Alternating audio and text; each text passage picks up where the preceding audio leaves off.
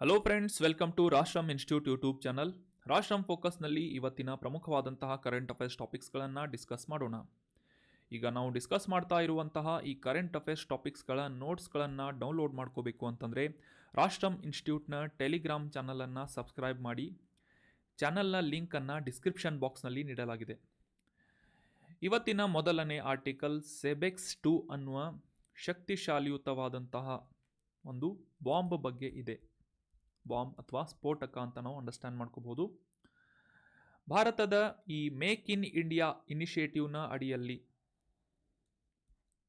ನಾಗ್ಪುರದ economic explosive limited EEL ಅನ್ನುವ ಸಂಸ್ಥೆಯ ಮೂಲಕ ಸ್ಥಳೀಯವಾಗಿ ಈ ಸೆಬೆಕ್ಸ್ 2 ಅನ್ನುವ ವಿಶ್ವದ ಅತ್ಯಂತ ಶಕ್ತಿಯುತವಾದಂತಹ ಪರಮಾಣು ಅಲ್ಲದ ಸ್ಫೋಟಕವನ್ನು ಅಭಿವೃದ್ಧಿಪಡಿಸಲಾಗಿದೆ.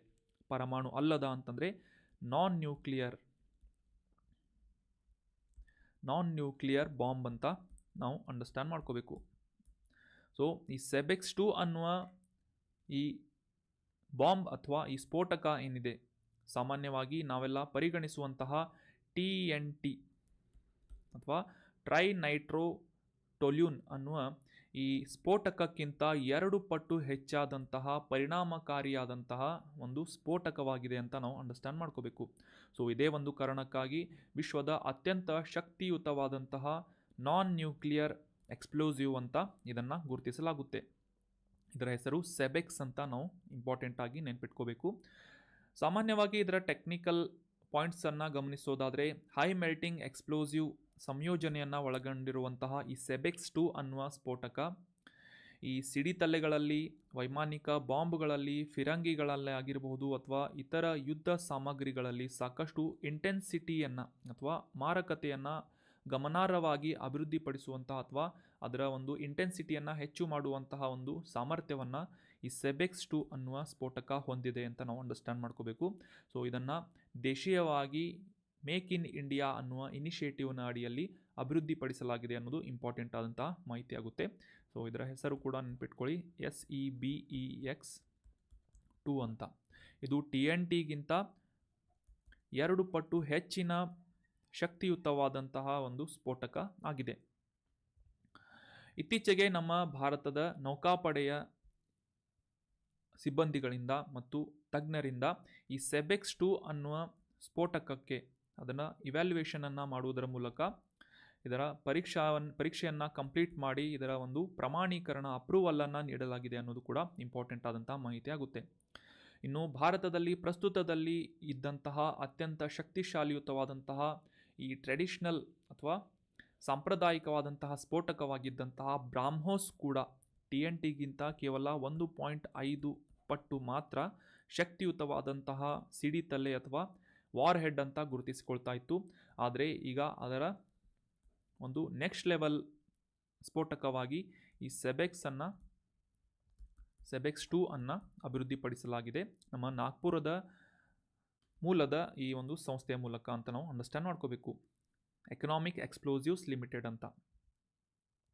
ಇದರ ಮುಖ್ಯ ಉದ್ದೇಶವನ್ನು ಕೂಡ ನಾವು ಕ್ಲಿಯರ್ ಆಗಿ ಅಂಡರ್ಸ್ಟ್ಯಾಂಡ್ ಮಾಡ್ಕೋಬೋದು. ಇಂಪ್ಲಿಸಿಟ್ ಆದಂತಹ ಮೀನಿಂಗನ್ನು ಅಂಡರ್ಸ್ಟ್ಯಾಂಡ್ ಮಾಡ್ಕೋಬೋದು. ಏನು ಅಂತಂದರೆ ಈ ಮೇಕ್ ಇನ್ ಇಂಡಿಯಾ ಇನಿಷಿಯೇಟಿವ್ನ ಅಡಿಯಲ್ಲಿ ಭಾರತವನ್ನು ಒಂದು ಯುದ್ಧ ಸಾಮಗ್ರಿಗಳನ್ನು ರಫ್ತು ಮಾಡುವಂತಹ ರಾಷ್ಟ್ರವಾಗಿ ಅಭಿವೃದ್ಧಿಪಡಿಸುವಂತಹ ನಿಟ್ಟಿನಲ್ಲಿ ಈ ಸೆಬೆಕ್ಸ್ 2 ಅನ್ನುವ ಈ ಸ್ಫೋಟಕದ ಒಂದು ಡೆವಲಪ್ಮೆಂಟ್ ಏನಿದೆ ಸಾಕಷ್ಟು ಪ್ರಮುಖವಾದಂತಹ ಪಾತ್ರವನ್ನು ವಹಿಸುತ್ತದೆ ಅಂತ ನಾವು ಅಂಡರ್ಸ್ಟ್ಯಾಂಡ್ ಮಾಡ್ಕೋಬೋದು.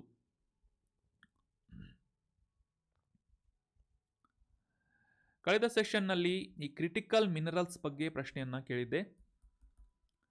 ಈ ಕೆಳಗಿನವುಗಳಲ್ಲಿ ಯಾವುದು ನಿರ್ಣಾಯಕ ಖನಿಜ ಅಥವಾ ಕ್ರಿಟಿಕಲ್ ಮಿನರಲ್ ಅಲ್ಲ ಅಂತ ಗುರುತಿಸಬೇಕಾಗಿತ್ತು. ಆಪ್ಷನ್ಸ್ಗಳಲ್ಲಿ ವೆನೇಡಿಯಂ, ಚಿನ್ನ, ಲಿಥಿಯಂ ಅಥವಾ ಆಪ್ಷನ್ 4 ಕೋಬಾಲ್ಟ್ ಅಂತ ನೀಡಲಾಗಿತ್ತು. ಸರಿಯಾದ ಉತ್ತರ ಏನು ಅಂತಂದರೆ ಆಪ್ಷನ್ 2 ಚಿನ್ನವನ್ನು ಹೊರತುಪಡಿಸಿ ಉಳಿದಂತಹ ಎಲ್ಲ ಖನಿಜಗಳು ಕೂಡ ನಿರ್ಣಾಯಕ ಖನಿಜಗಳು ಅಥವಾ ಕ್ರಿಟಿಕಲ್ ಮಿನರಲ್ಸ್ ಅನ್ನುವ ಪಟ್ಟಿಯಲ್ಲಿ ಬರುತ್ತವೆ ಅಂತ ನಾವು ಅಂಡರ್ಸ್ಟ್ಯಾಂಡ್ ಮಾಡ್ಕೋಬೇಕು. ಸೊ ಇತ್ತೀಚೆಗೆ ಭಾರತದಲ್ಲಿ ಸುಮಾರು 30 ಖನಿಜಗಳನ್ನು ನಿರ್ಣಾಯಕ ಖನಿಜಗಳು ಅಂತ ಭಾರತ ಸರ್ಕಾರದಿಂದ, ಗೌರ್ಮೆಂಟ್ ಆಫ್ ಇಂಡಿಯಾದಿಂದ ಗುರುತಿಸಲಾಗಿದೆ. ಸೊ ಅವುಗಳಲ್ಲಿ ಚಿನ್ನವನ್ನು ಇನ್ಕ್ಲೂಡ್ ಮಾಡಲಾಗಿಲ್ಲ. ಸೊ ಆಪ್ಷನ್ 2 ಚಿನ್ನ is not a critical mineral ಅಂತ ನಾವು ಅಂಡರ್ಸ್ಟ್ಯಾಂಡ್ ಮಾಡ್ಕೋಬಹುದು. ಕ್ರಿಟಿಕಲ್ ಮಿನರಲ್ಸ್ ಅಂತಂದರೆ ಸಾಮಾನ್ಯವಾಗಿ ಈ ಆಧುನಿಕ ತಂತ್ರಜ್ಞಾನಗಳನ್ನು ಭಾರತದಲ್ಲಿ ಅಭಿವೃದ್ಧಿಪಡಿಸುವಂತಹ ನಿಟ್ಟಿನಲ್ಲಿ, ಆರ್ಥಿಕತೆಯನ್ನು ಬೆಳವಣಿಗೆಯನ್ನು ಮಾಡುವಂತಹ ನಿಟ್ಟಿನಲ್ಲಿ ಮತ್ತು ರಾಷ್ಟ್ರೀಯ ಭದ್ರತೆಯನ್ನು ಎನ್ಶೋರ್ ಮಾಡುವಂತಹ ಉದ್ದೇಶದಿಂದ ಮತ್ತು ಸಪ್ಲೈ ಚೈನ್ ಕನೆಕ್ಟಿವಿಟಿಯನ್ನು ಅಥವಾ ಅದರ ಕಂಟಿನ್ಯೂಟಿಯಲ್ಲಿ ಯಾವುದೇ ರೀತಿಯಾಗಿ ಅಡ್ಡಪಡಿಸುವಂತಹ ನಿಟ್ಟಿನಲ್ಲಿ ಅವಶ್ಯಕವಾಗುವಂತಹ ಖನಿಜಗಳನ್ನು ಕ್ರಿಟಿಕಲ್ ಮಿನರಲ್ಸ್ ಅಂತ ಗುರುತಿಸಲಾಗುತ್ತೆ.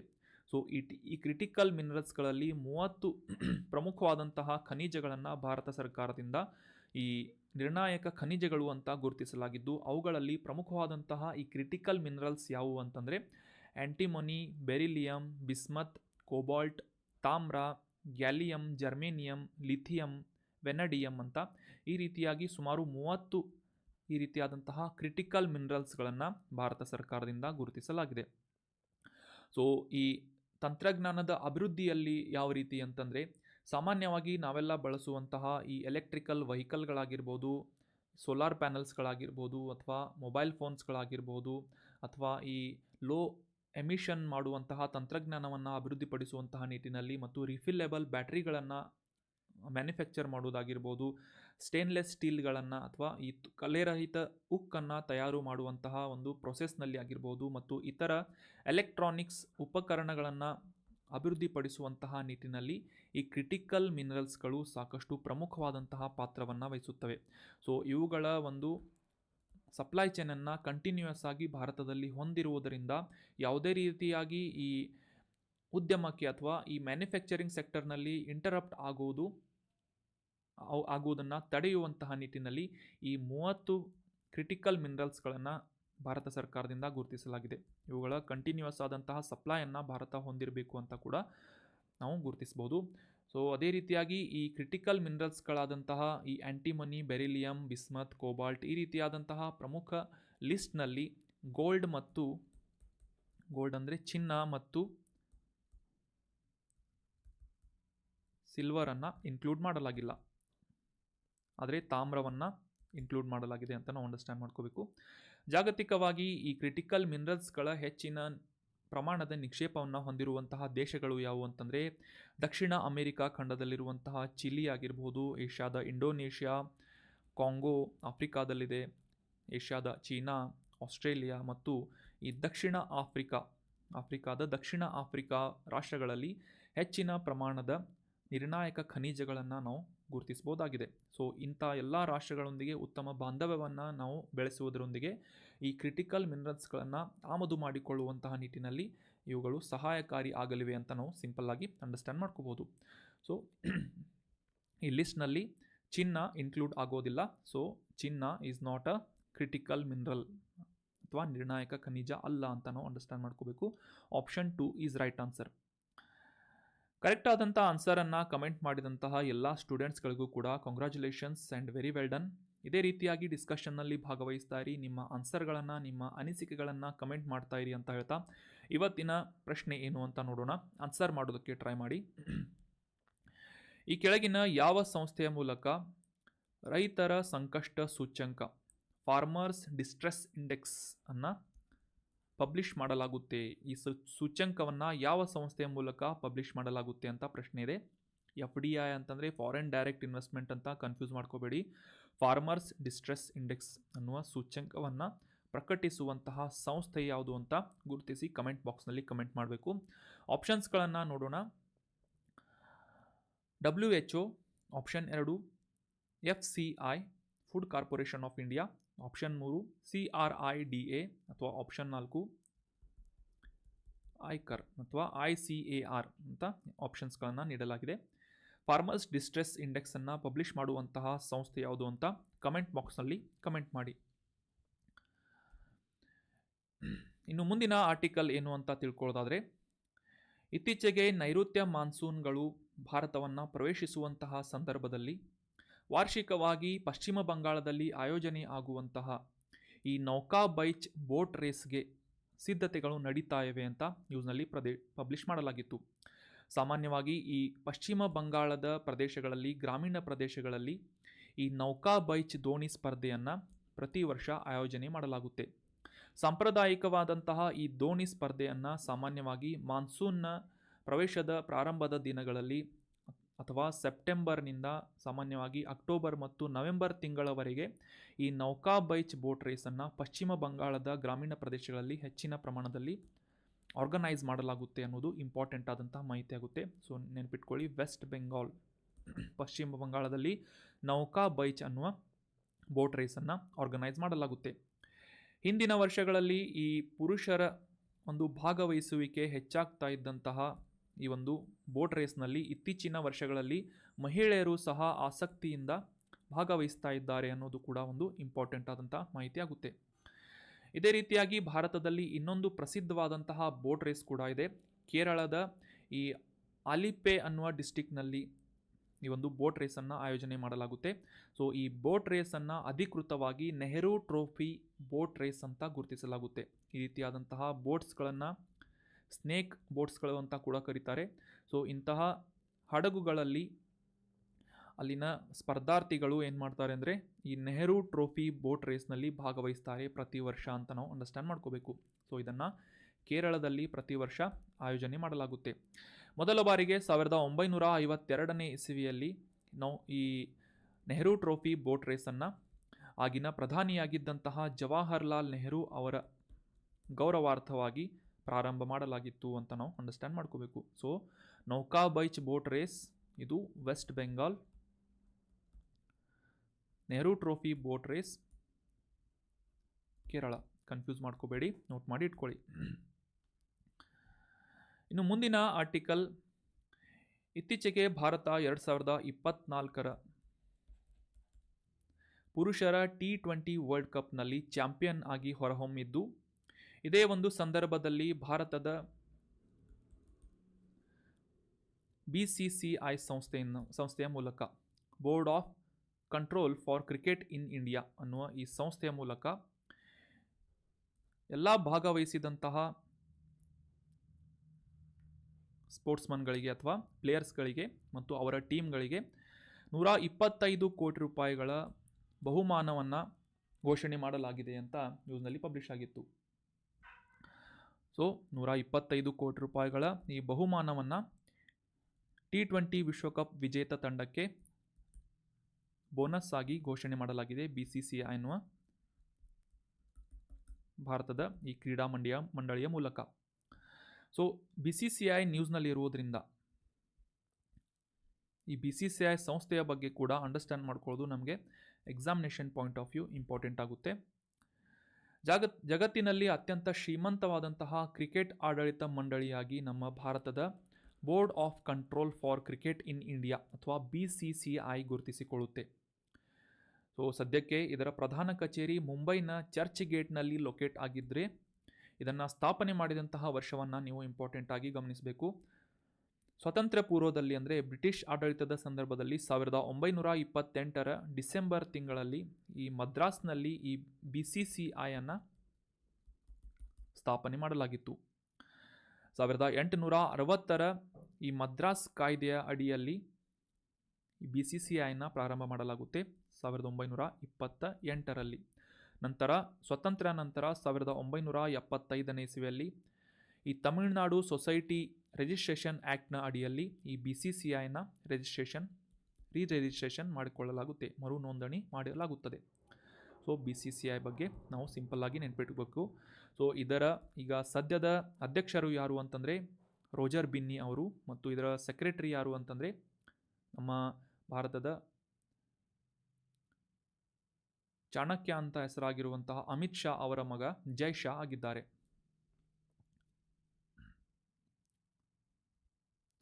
ಮತ್ತು ಈ ಭಾರತ ಈ ವರ್ಲ್ಡ್ ಕಪ್ಗಳನ್ನು ಅಥವಾ ವಿಶ್ವ ಚಾಂಪಿಯನ್ ಪಟ್ಟವನ್ನು ಪಡೆದಂತಹ ವರ್ಷಗಳು ಯಾವುವು ಅಂತಂದರೆ 2007, ಅದಕ್ಕಿಂತ ಮುಂಚೆ 1983, 2007 T20, 2011 ODI ಚಾಂಪಿಯನ್ ಆಗಿತ್ತು. ನಂತರ ಈಗ 13 ವರ್ಷಗಳ ನಂತರ 2024ನೇ ಇಸವಿಯಲ್ಲಿ T20 ಪುರುಷರ ವರ್ಲ್ಡ್ ಕಪ್ನಲ್ಲಿ ಚಾಂಪಿಯನ್ ಆಗಿ ಹೊರಹೊಮ್ಮಿದೆ ಅಂತ ನಾವು ಅಂಡರ್ಸ್ಟ್ಯಾಂಡ್ ಮಾಡ್ಕೋಬೇಕು.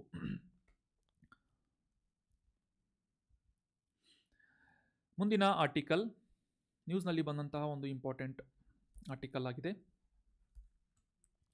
ವಚನಗಳ ಪಿತಾಮಹ ಅಂತ ಪ್ರಖ್ಯಾತಿಯನ್ನು ಪಡೆದುಕೊಂಡಿರುವಂತಹ ಫಗು ಹಳಕಟ್ಟಿ ಅವರ ಫೌಂಡೇಶನ್ನಿಂದ ಅವರ ಜನ್ಮದಿನದ ಸ್ಮರಣಾರ್ಥವಾಗಿ ಈ ಹಳಕಟ್ಟಿ ರಾಷ್ಟ್ರೀಯ ಪ್ರಶಸ್ತಿ ಪ್ರದಾನ ಮಾಡಲಾಗಿದೆ. ಇತ್ತೀಚೆಗೆ ಡಾಕ್ಟರ್ ಶಿವಾಚಾರ್ಯ ಸ್ವಾಮೀಜಿ, ಪ್ರಭಾಕರ್ ಕೋರೆ ಮತ್ತು ತೇಜಸ್ವಿನಿ ಅನಂತಕುಮಾರ್ ಅವರಿಗೆ ಈ ವಚನ ಪಿತಾಮಹ ಹಳಕಟ್ಟಿ ರಾಷ್ಟ್ರೀಯ ಪ್ರಶಸ್ತಿ ಅನ್ನು ಪ್ರದಾನ ಮಾಡಲಾಗಿದೆ ಅಂತ ನ್ಯೂಸ್ನಲ್ಲಿ ಪಬ್ಲಿಷ್ ಆಗಿತ್ತು. ಮತ್ತೊಮ್ಮೆ ರಿಪೀಟ್ ಮಾಡ್ತೀನಿ.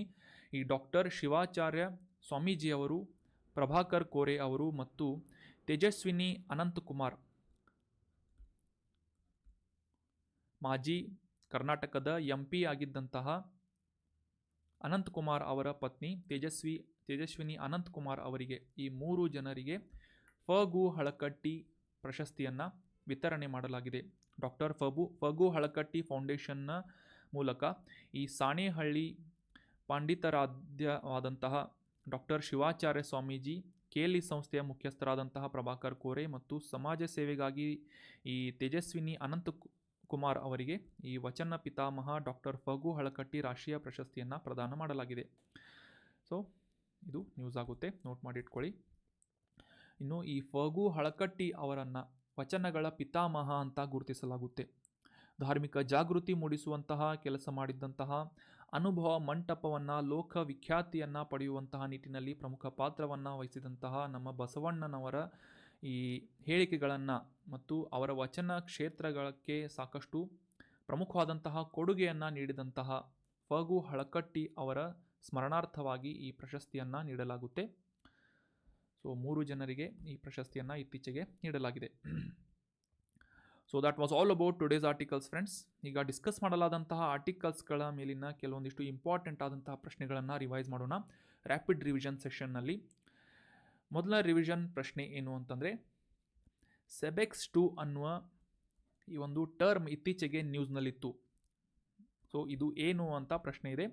ಆಪ್ಷನ್ 1, ಈ ಸೆಬೆಕ್ಸ್ 2 ಅನ್ನುವುದು ಒಂದು ಪರಮಾಣು ಸಿಡಿತಲೆ ಅಥವಾ ನ್ಯೂಕ್ಲಿಯರ್ ವಾರ್ ಹೆಡ್ ಆಗಿದೆ ಅಂತ ಇದೆ. ಆಪ್ಷನ್ 2, ಸೆಬೆಕ್ಸ್ 2 ಅನ್ನುವುದು ದೇಶೀಯವಾಗಿ ಡೆವಲಪ್ ಮಾಡಲಾದಂತಹ ಒಂದು ಟಾರ್ಪಿಡೋ ಆಗಿದೆ ಅಂತ ಇದೆ. ಆಪ್ಷನ್ 3, ಸೆಬೆಕ್ಸ್ 2 ಅನ್ನುವುದು ಪರಮಾಣು ಅಲ್ಲದ ಉನ್ನತ ಶಕ್ತಿಯ ಬಾಂಬ್ ಆಗಿದೆ ಅಂತ ಇದೆ. ಆಪ್ಷನ್ 4, ಇದು ಭಾರತ ಮತ್ತು ಸಿಂಗಾಪುರಗಳ ನಡುವೆ ಜಂಟಿಯಾಗಿ ನಡೆಸಲಾಗುವಂತಹ ಮಿಲಿಟರಿ ಯುದ್ಧ ವ್ಯಾಯಾಮ ಆಗಿದೆ ಅಂತ ನೀಡಲಾಗಿದೆ. ಸೊ ಸರಿಯಾದ ಉತ್ತರ ಏನು ಅಂತಂದರೆ ಆಪ್ಷನ್ 3, ಸೆಬೆಕ್ಸ್ 2 ಅನ್ನುವುದು ನಾನ್ ನ್ಯೂಕ್ಲಿಯರ್ ವಾರ್ ಹೆಡ್ ಆಗಿದೆ ಅಥವಾ ಬಾಂಬ್ ಆಗಿದೆ. ಇದು TNTಗಿಂತ 2 ಪಟ್ಟು ಹೆಚ್ಚಿನ ಭೀಕರತೆಯನ್ನು ಅಥವಾ ಪರಿಣಾಮಕಾರಿತ್ವವನ್ನು ಹೊಂದಿದೆ ಅಂತ ಜಗತ್ತಿನ ಅತ್ಯಂತ ಶಕ್ತಿಶಾಲಿಯಾದಂತಹ ನಾನ್ ನ್ಯೂಕ್ಲಿಯರ್ ಎಕ್ಸ್ಪ್ಲೋಸಿವ್ ಆಗಿದೆ ಅಂತ ಅನ್ನೋದು ಸರಿಯಾದಂಥ ಆನ್ಸರ್ ಆಗುತ್ತೆ. Option 3 is right answer. ಇತ್ತೀಚೆಗೆ ನಮ್ಮ ಭಾರತದ ಮೇಕ್ ಇನ್ ಇಂಡಿಯಾ ಇನಿಷಿಯೇಟಿವ್ನ ಅಡಿಯಲ್ಲಿ ನಾಗ್ಪುರದ ಎಕನಾಮಿಕ್ ಎಕ್ಸ್ಪ್ಲೋಸಿವ್ ಲಿಮಿಟೆಡ್ ಮೂಲಕ ವಿಶ್ವದ ಅತ್ಯಂತ ಶಕ್ತಿಶಾಲಿಯುತವಾದಂತಹ ಪರಮಾಣು ಅಲ್ಲದ ಸ್ಫೋಟಕವನ್ನು ಅಭಿವೃದ್ಧಿಪಡಿಸಲಾಗಿದೆ. ಇದು TNTಗಿಂತ ಸುಮಾರು 2 ಪಟ್ಟು ಹೆಚ್ಚಿನ ಮಾರಕತ್ವವನ್ನು ಹೊಂದಿದೆ ಅಂತ ನ್ಯೂಸ್ನಲ್ಲಿ ಪಬ್ಲಿಷ್ ಆಗಿತ್ತು. ಸಾಮಾನ್ಯವಾಗಿ ಈ ವಾರ್ ಹೆಡ್ಸ್ಗಳಾಗಿರ್ಬೋದು, ವೈಮಾನಿಕ ಬಾಂಬುಗಳಲ್ಲಿ ಆಗಿರ್ಬೋದು, ಫಿರಂಗಿಗಳಲ್ಲಿ ಆಗಿರ್ಬೋದು ಅಥವಾ ಯುದ್ಧ ಸಾಮಗ್ರಿಗಳಲ್ಲಿ ಈ ಒಂದು ಸೆಬೆಕ್ಸ್ 2 ಅನ್ನು ಅಳವಡಿಸುವಂತೆ ಇದನ್ನು ಅಭಿವೃದ್ಧಿಪಡಿಸಲಾಗಿದೆ ಅಂತ ಅನ್ನೋದು ಸರಿಯಾದಂಥ ಆನ್ಸರ್ ಆಗುತ್ತೆ. ಸೊ ಇದು ಒಂದು ನಾನ್ ನ್ಯೂಕ್ಲಿಯರ್ ಬಾಂಬ್ ಆಗಿದೆ ಅಥವಾ ಎಕ್ಸ್ಪ್ಲೋಸಿವ್ ಆಗಿದೆ ಅನ್ನೋದು ಸರಿಯಾದಂಥ ಆನ್ಸರ್ ಆಗುತ್ತೆ. ಮುಂದಿನ ರಿವಿಷನ್ ಪ್ರಶ್ನೆ, ಈ ನೌಕಾ ಬೈಚ್ ಬೋಟ್ ರೇಸನ್ನು ಪ್ರತಿ ವರ್ಷ ಭಾರತದ ಯಾವ ರಾಜ್ಯದಲ್ಲಿ ಆಯೋಜಿಸಲಾಗುತ್ತೆ ಅಂತ ಪ್ರಶ್ನೆ ಇದೆ. Option 1 Kerala, option 2 Andhra Pradesh, option 3 ಪಶ್ಚಿಮ ಬಂಗಾಳ ಅಥವಾ ಆಪ್ಷನ್ 4 ಗುಜರಾತ್ ಅಂತ ನೀಡಲಾಗಿದ್ದು, ಸರಿಯಾದ ಉತ್ತರ ಏನು ಅಂತಂದರೆ ವಾರ್ಷಿಕವಾಗಿ ಈ ಪಶ್ಚಿಮ ಬಂಗಾಳದಲ್ಲಿ ಸೆಪ್ಟೆಂಬರ್, ಅಕ್ಟೋಬರ್, ನವೆಂಬರ್ ತಿಂಗಳಲ್ಲಿ ಈ ನೌಕಾ ಬೈಚ್ ಬೋಟ್ ರೇಸನ್ನು ಆಯೋಜನೆ ಮಾಡಲಾಗುತ್ತೆ ಅನ್ನೋದು ಸರಿಯಾದಂಥ ಆನ್ಸರ್ ಆಗುತ್ತೆ. ಅದೇ ರೀತಿಯಾಗಿ ಕೇರಳದಲ್ಲೂ ಕೂಡ ಈ ನೆಹರು ಟ್ರೋಫಿ ಬೋಟ್ ರೇಸನ್ನು ಆಯೋಜನೆ ಮಾಡಲಾಗುತ್ತೆ ಅನ್ನೋದು ಇಂಪಾರ್ಟೆಂಟ್ ಆದಂಥ ಮಾಹಿತಿ ಆಗುತ್ತೆ. ಮುಂದಿನ ರಿವಿಷನ್ ಪ್ರಶ್ನೆ, ಭಾರತದಲ್ಲಿ BCCI ಸಂಸ್ಥೆಯನ್ನು ಯಾವ ವರ್ಷದಲ್ಲಿ ಸ್ಥಾಪಿಸಲಾಯಿತು ಅಂತ ಪ್ರಶ್ನೆ ಇದೆ. ಆಪ್ಷನ್ 1 1919, ಆಪ್ಷನ್ 2 1928, ಆಪ್ಷನ್ 3 1951 ಅಥವಾ ಆಪ್ಷನ್ 4 1963 ಅಂತ ನೀಡಲಾಗಿದೆ. ಸರಿಯಾದ ಉತ್ತರ ಏನು ಅಂತಂದರೆ ಸ್ವಾತಂತ್ರ್ಯ ಪೂರ್ವದಲ್ಲಿ ಆಪ್ಷನ್ 2 1928ನೇ ಇಸ್ವಿಯಲ್ಲಿ board of control for cricket in India ಅನ್ನುವ ಸಂಸ್ಥೆಯನ್ನು ಸ್ಥಾಪನೆ ಮಾಡಲಾಗಿತ್ತು ಅನ್ನೋದು ಸರಿಯಾದಂಥ ಆನ್ಸರ್ ಆಗುತ್ತೆ. Option 2 is right answer. ಸದ್ಯದ ಈ BCCI ಪ್ರೆಸಿಡೆಂಟ್ ರೋಜರ್ ಬಿನ್ನಿ ಅವರು ಮತ್ತು ಇದರ ಸೆಕ್ರೆಟರಿ ಜೈ ಶಾ ಆಗಿದ್ದಾರೆ. ಇತ್ತೀಚೆಗೆ ಈ ವಿಶ್ವ ಚಾಂಪಿಯನ್ಶಿಪ್ ಪಟ್ಟವನ್ನು T20 ವರ್ಲ್ಡ್ ಕಪ್ನಲ್ಲಿ ಗೆದ್ದಂತಹ ಈ ಭಾರತದ ತಂಡಕ್ಕೆ ಸುಮಾರು 125 ಕೋಟಿ ರೂಪಾಯಿಗಳ ಬಹುಮಾನವನ್ನು ಘೋಷಣೆ ಮಾಡಲಾಗಿದೆ BCCIನಿಂದ ಅಂತ ನ್ಯೂಸ್ನಲ್ಲಿ ಪಬ್ಲಿಷ್ ಆಗಿತ್ತು. ಸೊ BCCI ಬಗ್ಗೆ ನಾವು ಅಂಡರ್ಸ್ಟ್ಯಾಂಡ್ ಮಾಡ್ಕೋಬೇಕು. ಮುಂಬೈನಲ್ಲಿ ಇದರ ಮುಖ್ಯ ಕಚೇರಿ ಲೊಕೇಟ್ ಆಗಿದೆ. ದಿಲ್ಲಿ ಅಲ್ಲ, ಮುಂಬೈ ನೆನ್ಪಿಟ್ಕೊಳ್ಳಿ. 1928 ಡಿಸೆಂಬರ್ನಲ್ಲಿ ಮದ್ರಾಸ್ನಲ್ಲಿ ಈ BCCIನ ಸ್ಥಾಪನೆ ಮಾಡಲಾಗಿತ್ತು ಅನ್ನೋದು ಸರಿಯಾದಂಥ ಆನ್ಸರ್ ಆಗುತ್ತೆ. ಮುಂದಿನ ರಿವಿಷನ್ ಪ್ರಶ್ನೆ. ಕರ್ನಾಟಕದಲ್ಲಿ ವಚನಗಳ ಪಿತಾಮಹ ಅಂತ ಪ್ರಸಿದ್ಧರಾಗಿರುವಂತಹ ಲೇಖಕರು ಯಾರು ಅಂತ ಪ್ರಶ್ನೆ ಇದೆ. ಆಪ್ಷನ್ 1 ಬಸವಣ್ಣನವರು, ಆಪ್ಷನ್ 2 ಅಲ್ಲಮ ಪ್ರಭು, ಆಪ್ಷನ್ 3 ಫಗು ಹಳಕಟ್ಟಿ ಅಥವಾ ಆಪ್ಷನ್ 4 ಅಲ್ಲಮ ಪ್ರಭು ಅಂತ ನೀಡಲಾಗಿದೆ. ಸೊ ಸರಿಯಾದ ಉತ್ತರ ಏನು ಅಂತಂದರೆ ಆಪ್ಷನ್ 3 ಫಗು ಹಳಕಟ್ಟಿ ಅವರನ್ನು ಪ್ರಸಿದ್ಧವಾಗಿ ಕರ್ನಾಟಕದಲ್ಲಿ ವಚನಗಳ ಪಿತಾಮಹ ಅಂತ ಗುರುತಿಸಲಾಗುತ್ತೆ. Option 3 is right answer. ಇತ್ತೀಚೆಗೆ ಈ ವಚನ ಪಿತಾಮಹ ಫಗು ಹಳಕಟ್ಟಿ ರಾಷ್ಟ್ರೀಯ ಪ್ರಶಸ್ತಿಗಳನ್ನು ನೀಡಲಾಯಿತು. ಕರ್ನಾಟಕದ 3 ಜನ ಸಾಧಕರಿಗೆ ಡಾಕ್ಟರ್ ಶಿವಾಚಾರ್ಯ ಸ್ವಾಮೀಜಿ, KLE ಫೌಂಡೇಶನ್ನ ಮುಖ್ಯಸ್ಥರಾಗಿರುವಂತಹ ಪ್ರಭಾಕರ್ ಕೋರೆ ಅವರಿಗೆ ಮತ್ತು ಸಮಾಜ ಸೇವೆಯಲ್ಲಿ ತೇಜಸ್ವಿನಿ ಅನಂತಕುಮಾರ್ ಅವರಿಗೆ ಈ ವಚನ ಪಿತಾಮಹ ಫಗು ಹಳಕಟ್ಟಿ ರಾಷ್ಟ್ರೀಯ ಪ್ರಶಸ್ತಿಯನ್ನು ವಿತರಣೆ ಮಾಡಲಾಯಿತು ಅಂತ ಅನ್ನೋದು ಇಂಪಾರ್ಟೆಂಟ್ ಆದಂಥ ಮಾಹಿತಿ ಆಗುತ್ತೆ. So that was all about today's discussion friends. ಈ ಕಾಂಟೆಂಟನ್ನು ನಿಮ್ಮ ಎಲ್ಲ ಫ್ರೆಂಡ್ಸ್ಗಳ ಜೊತೆ ಶೇರ್ ಮಾಡಿ ಡಿಸ್ಕಷನ್ನಲ್ಲಿ ಭಾಗವಹಿಸಿದ್ದಕ್ಕೆ thank you so much. Have a nice day.